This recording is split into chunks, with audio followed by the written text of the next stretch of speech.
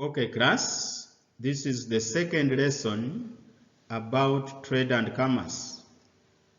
And in our first lesson, we looked at the definition of trade and we identified different forms of trade: international trade and home trade. So this time let us look at types of international trade. This trade, which is carried out across borders, has different types. Number one is bilateral trade. This is trade between two countries only. Trade between two countries only. For example, if Uganda trades with Rwanda only, this type of trade is bilateral because there are two countries involved. Then we have multilateral trade. It is the opposite of the first one. This is trade among more than two countries.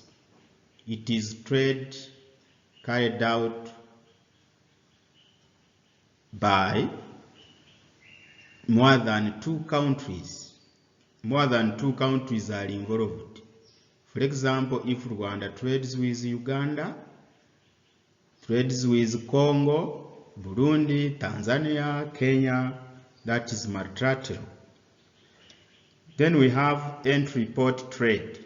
This is not very common, but it is also a type of international trade where goods are imported by one country for the purpose of re-exporting them to another country. For example, Uganda may import vehicles or cars from Japan, and after Uganda exports the same cars to Kenya. This one becomes entry port trade.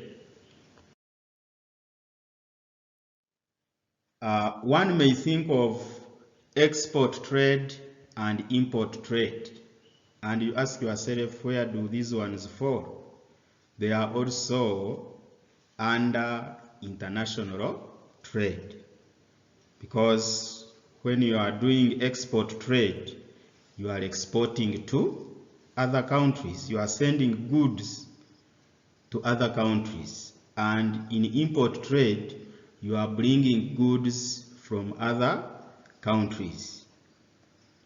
This one may be under maybe multilateral, bilateral,